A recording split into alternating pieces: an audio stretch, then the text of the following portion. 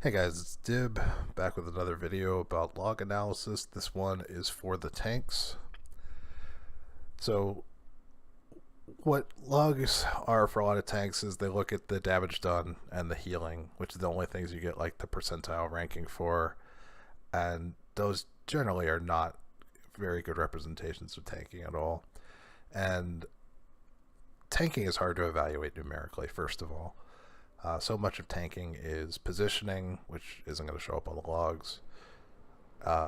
It's, what are you uh, taunting at the right time, that kind of thing. Like those are all not going to be boiled down into an easy number. So much of tanking is strategy as opposed to numbers. However, the log analysis is still helpful, and we're going to try and look at what we can figure out from this log here.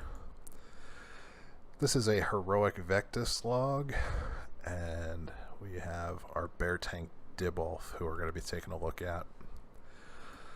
So let's take the log, copy paste the link into WoW Analyzer, and see what WoW Analyzer has to say.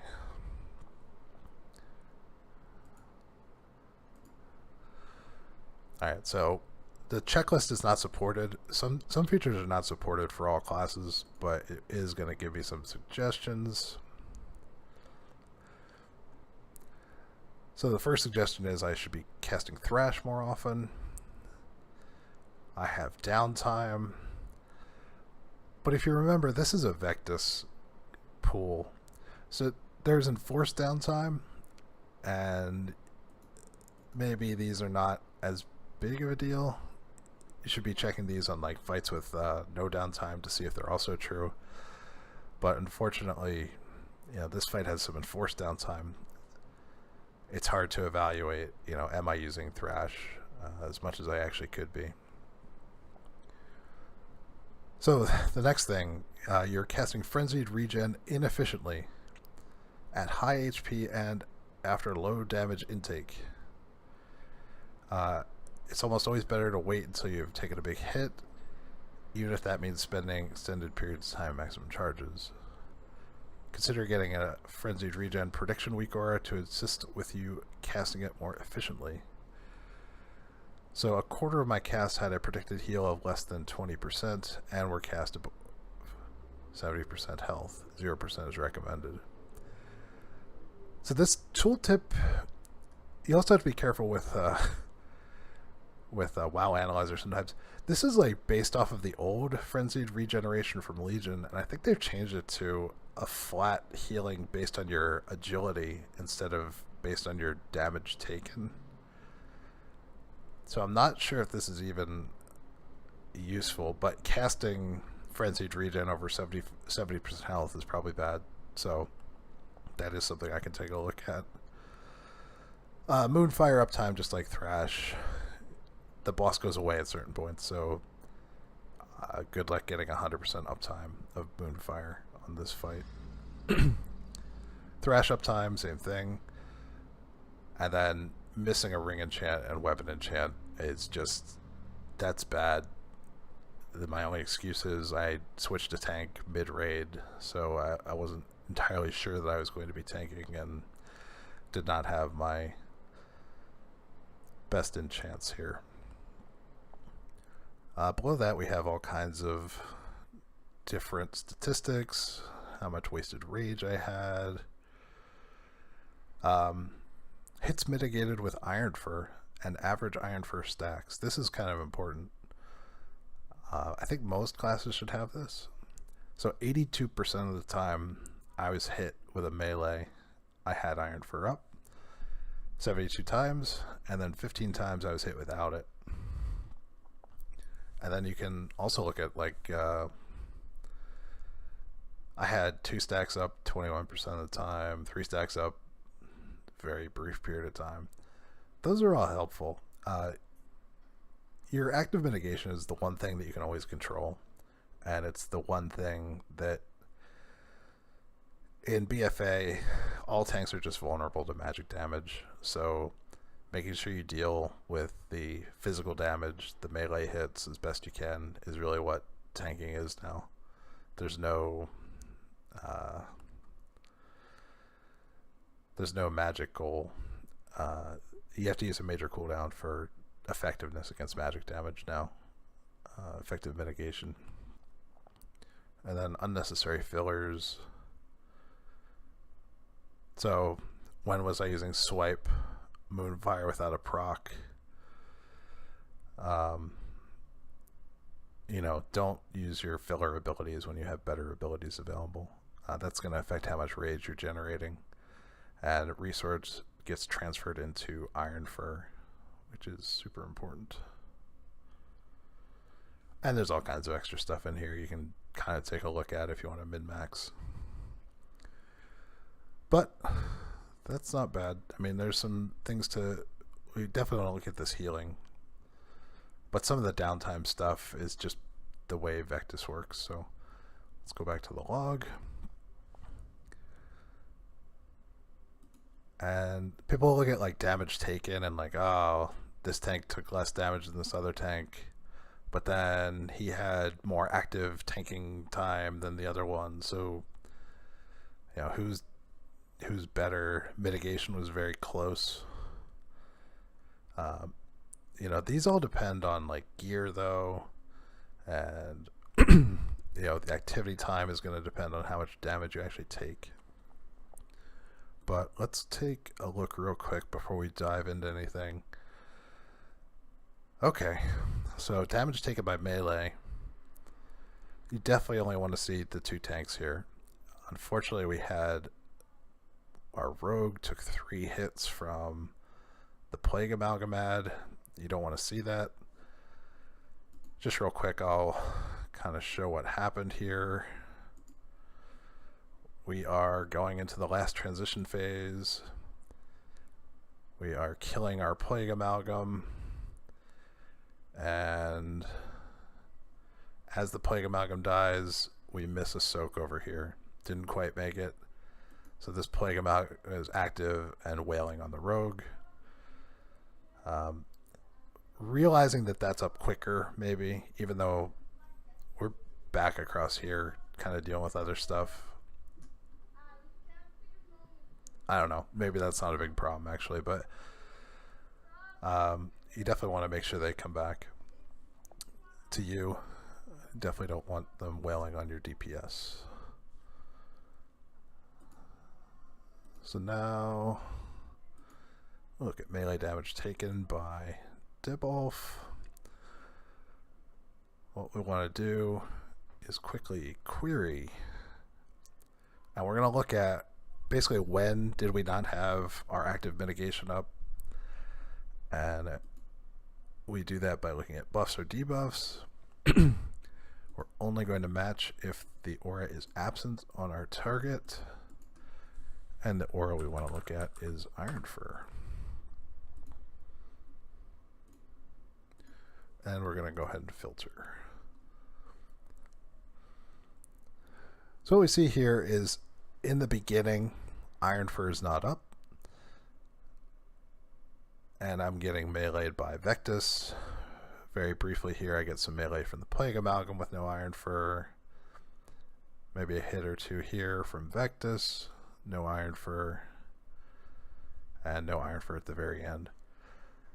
The portion at the beginning, maybe, I don't know, maybe by like 15 seconds in, I should have had Ironfur up, but bears don't start with any rage, so they have to build it before they can spend it. So it's going to take a little bit of time before you can get your Ironfur up. So tanking Vectis out of the gate for a bear, they're not going to have their Ironfur up. There's really not a whole lot you can do about it. But after this, it's worth checking out, We'll give myself the real benefit of the doubt and go out to here. So I had 8 hits of unmitigated melee. And that should really, at that point in time, it should be 0. There's no reason why a bear cannot have full uptime of Ironfur as long as they're actively able to hit something. They should be generating that rage and using it to actively mitigate when they're tanking. Other tanks are different. Like if you're playing a paladin, you can't keep Shield of the Righteous up 100% of the time. It's just not possible. So if you're not tank swapping as a prot paladin, like do your best. You want a high uptime of Shield of the Righteous, and you want it, at the right times, but you definitely can't maintain 100% uptime. There's nothing you can do there. So each tank will be a little bit different, but you can, do your own queries. You can, Shield of the Righteous, type whatever you want into this abilities bar here, and you can look at whatever kind of active mitigation you want to look at. Let's take a look at our resources. Bear's resources are Rage. And you see I capped here briefly somewhere. That's not ideal, but 3 Rage is kind of whatever. You definitely don't want to waste tons of Rage. You want to make sure you're casting it on your active mitigation or some kind of damage ability. Whatever you use your tank resource to do, you want to use it. You don't want to sit at 100 and waste potential self-healing or active mitigation uptime. Some other stuff we can look at.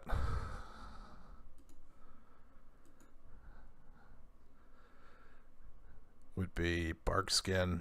That's a cooldown that I have, as well as Survival Instincts. Bark Skin is about 1.5 minute cooldown. And I probably could have used it a little bit more. The other thing is, if I know I'm going to start the fight with the boss, and I can't have Iron Fur up to start, it's kind of wise to use a Bark Skin right off the bat. I don't do that. That is probably a mistake, and I could have taken less damage in here right off the bat and had it pretty much up again for this point. Survival Instincts has a long cooldown but 2 charges. I only actually ever use 1 charge the entire fight. That's probably a mistake. I could have found another spot to use it in. But let's look at Frenzied Regen, which the game said, or the WoW analyzer said, Frenzied Regeneration was a problem. So let's take our Frenzied Regen. If you click this little plus sign next to Frenzied Regen, you'll get a separate bar up here, and then we can look at, when was Frenzied Regen used, looking at different things. Real quick, let's look at healing. Most of my healing came from Frenzied Regen. I'm getting about 70k per cast. I'm only overhealing by 4.3%. Like, that's low. So I kind of am not sure why it's saying... Oh, it's not saying I overhealed. It's saying I cast it above 70% health. So, let's see. I'm not overhealing with it, but was I in trouble when I used it? So now we've looked at resources, hit points, and we can see where Frenzied Regen aligns up with my health. So this cast was pretty low. These 2 casts seem... Well, maybe that one's not under 70. Oh, this might be the cast they're complaining about. I was low, and then I hit Frenzied Regen as I was getting healed by some other people, I think. Maybe that's where it's saying that's a bad cast. This cast looks like I was pretty low. Each of these casts, like, I was definitely in trouble around the time it was cast. I had some low health, and it didn't end up overhealing. So I'm not sure if that's terribly effective criticism to say that the Frenzied Regen was inefficient. I think the more problematic thing is I don't cast Frenzied Regen at all for like 1.5 minutes. I just sit at full charges. I could have cast it right in here maybe if I had it. I'm not sure.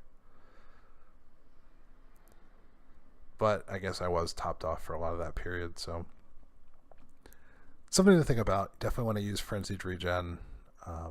yourself heal as much as you can and to the greatest effect possible. Let's see. Let's look at some other stuff here. One thing you can look at is debuffs. Did you have any dangerous debuffs on you that you are in control over? And the dangerous debuff we want to look at is Evolving Affliction. Let's get rid of our Frenzied Regen. And let's look at all the Evolving Afflictions. Sometimes when a tank takes more damage than the other tank, it's the other tank's fault. The other tank is not taunting properly, and a lot of fights you need to manage a debuff. So this debuff is Evolving Affliction. It goes to 2 stacks, and we're doing a nice job of swapping back and forth. Nobody ever goes above 2 stacks. And it's not a metric about any one tank, really. It's really about the 2 tanks who are making sure that Evolving Affliction is taken care of and the other guy doesn't get screwed by going to 3, 4, 5 stacks. That can be bad.